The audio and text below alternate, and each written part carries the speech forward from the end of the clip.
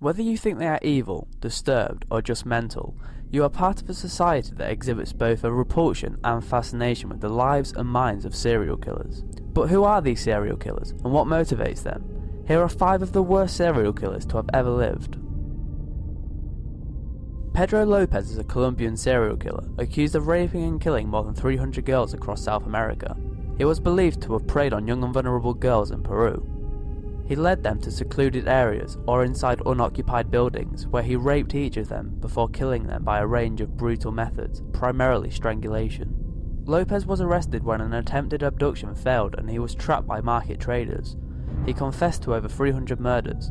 The police only believed him when a flash flood uncovered a mass grave containing many of his victims. Eventually, 53 bodies were discovered. Imprisoned in 1980, he served just 18 years before being released from an Ecuadorian prison, and he was deported to Colombia, where he was re-arrested and in 2002 was sentenced to life. Gilles de Rais was a French nobleman. Prior to this serial killing business, he was a celebrated military captain in the army of Joan of Arc. In his lifetime, Gilles tortured, raped and murdered hundreds of young children, mostly boys. He was fascinated by the pain and suffering of these children. He tortured them with the most inhumane methods possible. In 1440 he was found guilty of sodomy and murder. They ordered his death by hanging and burned his body to ash. Dr. Harold Shipman is a blot on England's medical history. He was found guilty of murdering his patients, mostly elderly women. Contrary to what is common in most serial killers, there was no sign of violence, sexual overtones, or known reasons for these murders. He was arrested on the 7th of September 1998. He was found guilty for more than 200 deaths. He was sentenced to 15 life imprisonments. Shipman committed suicide by hanging in his cell on the 13th of January 2004, on the eve of his 58th birthday. A prison service statement indicated that Shipman had hanged himself by the window bars of his cell using bedsheets.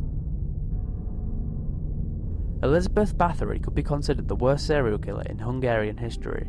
The Countess used to get peasant girls at a good working price, but once entered, these girls never left the palace. In a 25-year period, she killed and mutilated hundreds of victims.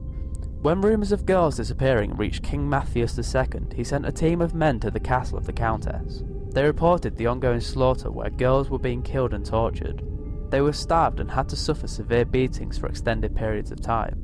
Many other severe torture methods were used on the girls that were kept in bondage. Some of the Countess's torture methods included jamming pins and needles under the fingernails of her servant girls, and tying them down, smearing them with honey and leaving them to be attacked by bees and ants. Due to her social status, the Countess was never brought to a court trial, but kept under house arrest until her death.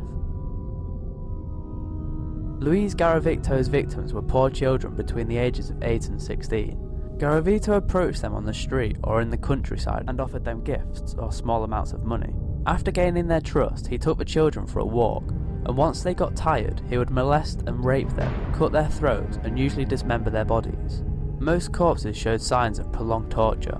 Garavito was captured on the 22nd of April 1999. He confessed to the murder of 140 children and was charged with killing 172 altogether throughout Colombia. He was found guilty on 139 of the 172 counts. The others are ongoing. Now, although the actions of these individuals are without a doubt truly disturbing, sickening and totally inhumane, I think that the way society views serial killers needs to be changed. These people are sick, the way they think is warped by mental illness. Their brains do not function in the same way that a normal human brain does. If you think about this in the way that we all have a human brain, I hope, so surely we all have the potential ability to think in the same way a serial killer thinks, and carry out the actions that a serial killer carries out, if our brains had experienced the same environmental or biological damage that these serial killers had experienced. So surely if we were born with the same sort of brain structure, or were subjected to the same sort of upbringing as these people, or a combination of the two, then surely we could potentially be serial killers too. So although these people have done some absolutely disgusting things, and should certainly be punished severely for what they have done, I think that we need to remember as a society that it's an illness. If they had a brain of a normal healthy human being, they wouldn't have done what they have done. Anyway, thanks a lot for watching. If you enjoyed the video, please leave a like and subscribe to my channel to keep up to date with my weekly videos. Also, don't forget to keep in touch on all my social media sites, the links are down below. See you next time.